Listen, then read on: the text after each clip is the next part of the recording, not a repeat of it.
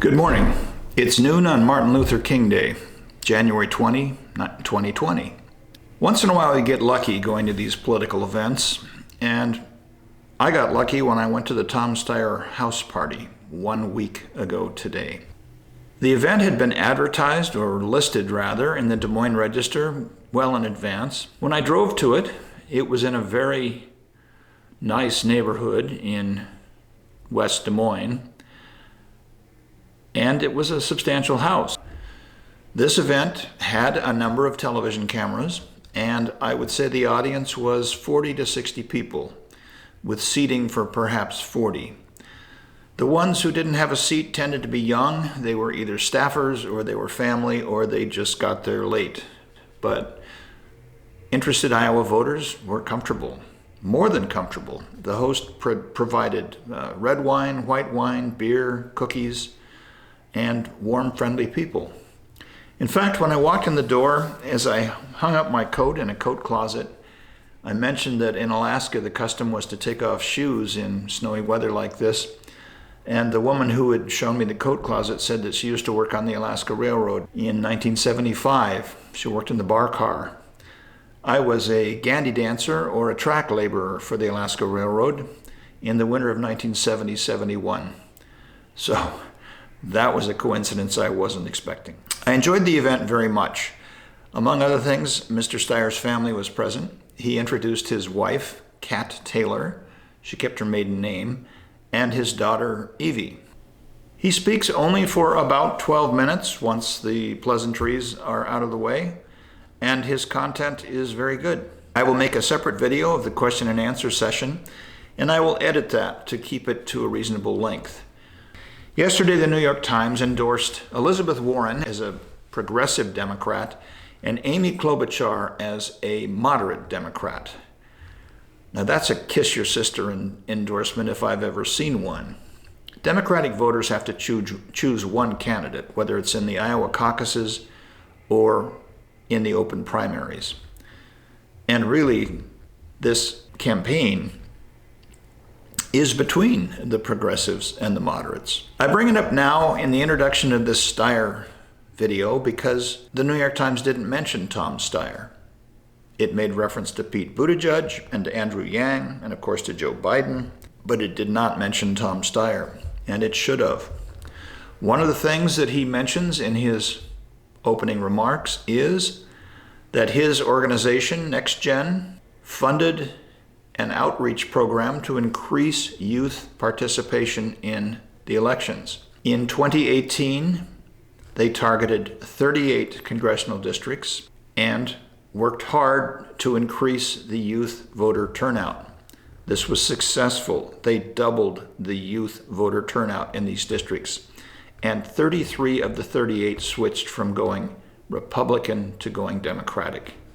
That's remarkable if you think about it. That the New York Times didn't see fit to mention that is a reason why I'm not following the New York Times or other national media during this campaign.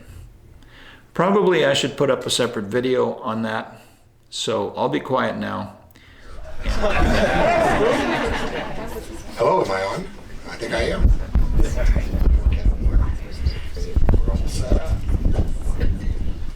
Hello, everyone. I'm Shannon Dutton.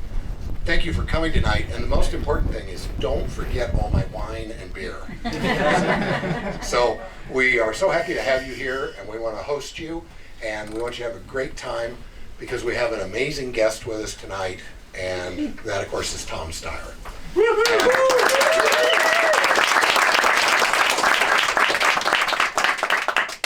In the back of the kitchen, I have a PowerPoint running that talks a little bit about Tom and who he is. And I just want to briefly hit a couple of highlights because I've talked about maybe the most important one to me and that I want people to know about, and that is I met Tom in 2013. And at that time, Joni Ernst was just thinking about running for Senate. And Tom was on the ground in Iowa trying to assess his Iowa state where people can work on climate and will help the climate effort and are ready to be climate voters. And from that outgrowth, Tom then funded NextGen Climate, and the only people I've ever knocked doors for are NextGen Climate. And I'm ashamed that I don't knock doors for more people, but it was an honor to go and knock doors for NextGen back in 2014. And what I did in the PowerPoint was I showed you a little bit about what Tom did back in 2014, because as I travel around to events, I hear a common refrain from people who don't know a lot about Tom, and that is they say, "Hey, did you know this guy's a billionaire?" and it's all of a sudden it's become kind of a negative. Well, he's a billionaire. And I said, in 2014, when Tom committed to spend $50 million of his own money to help candidates across the country, nobody complained. And when he raised $50 million from other donors in that same election, we were all in his debt. And as he did it again in 2016, and as he did it again in 2018, he was the right man at the right time. And so now in 2020, it's thrilling to have him be the candidate. And when I give him the mic, that's going to be my first question is, talk to us about being a billionaire. Let's just get this out in the open. Because I think people need to know that the fact that you work hard for your money allows you to spend your money, especially if you have a vision that can save the planet, especially if we do it all together.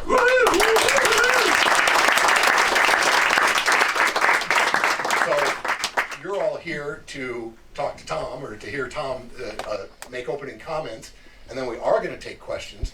But that is my first question, Tom, and that is, I hear it on the street. You're a billionaire, and it's kind of like, well, geez, I wish he wasn't. And so you take the ball and start running with it, and then we're going to ask questions, and let's really give Tom the pre-prep debate questions that he needs for tomorrow night. Point out that the woman over there is my wife.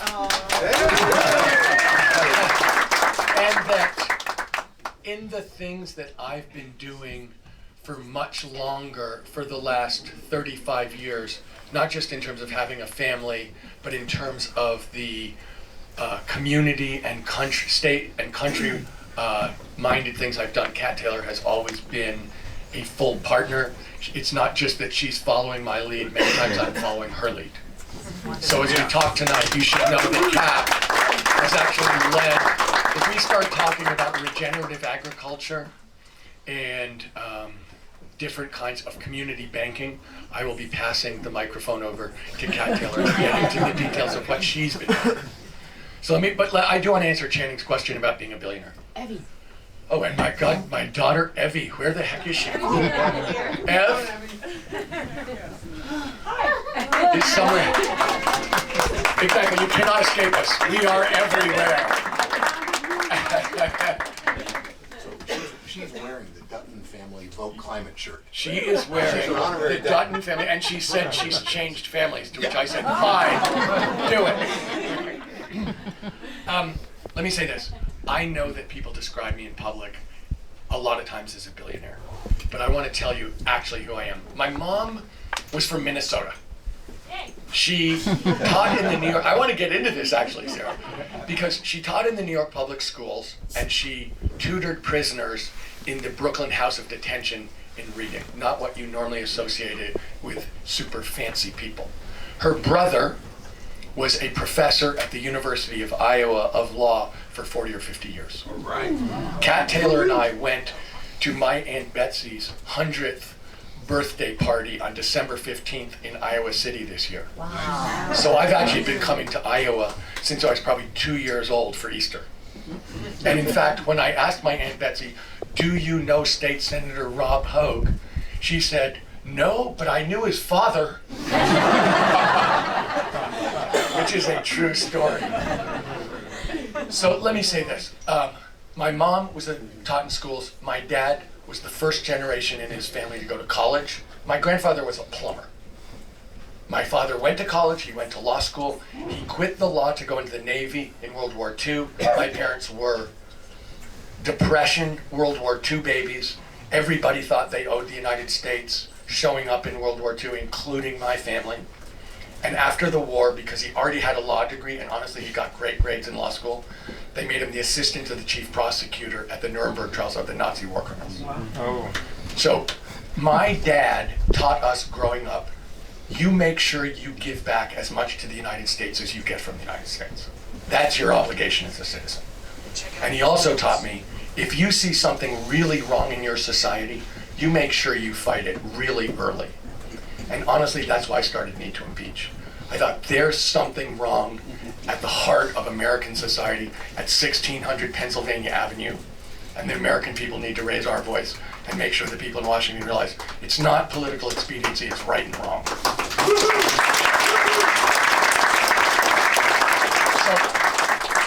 look, I'm running for president for this very simple reason. I think the government's broken. I think it's been purchased by corporations. I think it's working perfectly for the corporations, and it's not even trying to work for the people in this room. And that if we're going to get any of the progressive changes that everybody wants, affordable health care as a right for every American citizen. Sure, everyone wants that, and it's a right. Quality public education from pre-K through college. It's a right, everybody wants it.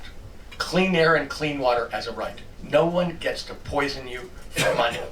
I mean, think about it. How could that be right? That someone gets to poison your kids or your family or you so they can make more money. And a living wage. There's been a 40-year war on working people in this country, very successful, so that all of the increased income in this country has gone to the richest Americans and the biggest corporations. Very successful war. If we're going to break that, we're going to have to take back the government from the corporations that bought it. And I'm one of the people, look, I'm an outsider. I've been doing this for 10 years, taking on these corporations. I have no allegiance to them whatsoever. That's why I'm willing to do structural change. I'm for 12-year term limits for Congress people and senators in Washington, D.C. You bet. You got it. If you want bold change, we need new and different people in charge. You know, I say to everybody, a 6-word argument for term limits: Mitch McConnell, Lindsey Graham, Chuck Grassley. Yeah. Term limits. But, I am for direct democracy. If they won't do it, let us do it. Let people pass our own laws. If we did that, 90% of Americans want mandatory background checks on every gun purchase. And a lot of other stuff too. But for decades, people have wanted mandatory background checks. 70% of MRA members want mandatory background checks. The only people who don't want mandatory background checks are gun manufacturers, and they own the Congress. Guess who doesn't have mandatory background checks? Us. Direct democracy, we'd have it in a week. So for the last 10 years, I did start a business. I started a business with no money from my parents, in a single room, built it up over 27 years, walked away from it. Kat and I took the giving pledge to give the bulk of our money away to good causes while we're alive. And for the last 10 years, I've been organizing coalitions of people exactly like you, to take on what I think of as unchecked corporate power. And for 10 years, we've been winning. You know, we've taken on oil companies when people thought no one ever beats the oil companies. They're too rich, they're too powerful, you're wasting your time and your money. We got 70% of the vote. We've taken on the drug companies and beat them. I took on the tobacco companies who'd won 17 times in a row. Passed a $2 a pack cigarette tax, $3 to $4 billion a year, which we sent to Medi-Cal, healthcare for the lowest income Californians. Closed a $1 billion corporate tax loophole, sent the money to the public schools. For 10 years, I've been taking on these corporations and winning. We can definitely do this. You know, I helped stop the Keystone Pipeline. I helped stop the last fossil fuel plant I hope is ever proposed in California, in Oxnard, the Puente plant. And I also started NextGen, which is what Channing was talking about. Which is, at this point, in 2018, we did the largest youth voter mobilization in American history. We went into 38 Republican districts. We more than doubled the turnout of young people. 33 districts flipped. That's actually what I believe in, is we have problems, and the answer to our broken government is more democracy. That's what NextGen stands for. That's what these proposition fights are for. And for the last 10 years, as an outsider, that's what I've been doing. Beating corporations, taking on unchecked corporate power. So I have 2 more things to say, and then I really do want to take questions. One is, look, I'm the only person in this whole race who will say climate's my #1 priority. It is my number one priority. It has to be my number one priority.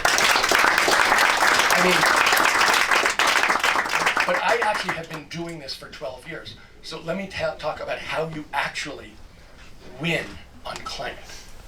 First of all, we have to do it. Second of all, you start with environmental justice. I have always started with the communities where you can't drink the water that comes out of the tap, and you can't breathe the air or you get asthma. You know, Kat was reminding me today that in certain communities in California, there's a childhood asthma rate of 92%. 92%. You go to those communities, you have people who want change. They don't sort of want change, they want change now. We start with those communities. Around the country, they tend to be black and brown communities, but I know there's a gigantic drinking water problem in Iowa. It's across the country. So we start with environmental justice. Second point is this. This is the biggest work program in American history. We will create literally millions of good-paying union jobs. Every time someone says to me, artificial intelligence is going to take away jobs, robots are going to take away jobs, I'm like, you're probably right. And you want to know something? We're going to create millions of good-paying union jobs. You can't, those jobs have to be done by people. They're going to be well-paying jobs. This is going to be the biggest work program in American history, rebuild America on an accelerated basis. Bingo. I will take any questions on climate. I can talk about climate for much longer than we have here. The last thing I want to say is this. Whoever is the look, we're getting down to the short strokes. We're within a month of the Iowa caucuses. We're starting to realize, all of us, we have to beat Trump.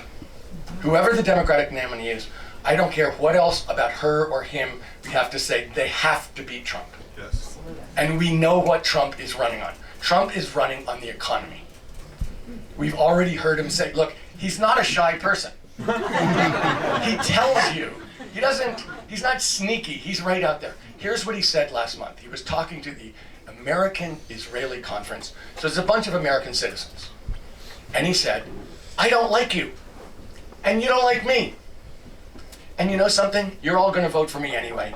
Because if the Democrats get in control, they're gonna ruin the economy in 15 minutes, and you're all gonna suffer. Almost word for word what he said. So let me interpret his real campaign message.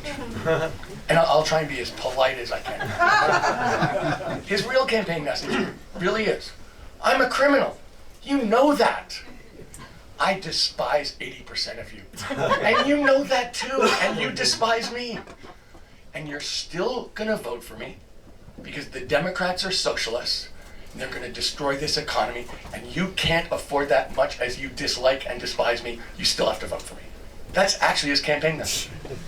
So we need somebody who can go on the stage in September and October and take him down.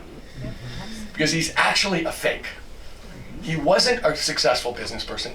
He was a successful business person on a reality TV show. Really. It turns out reality TV is not reality.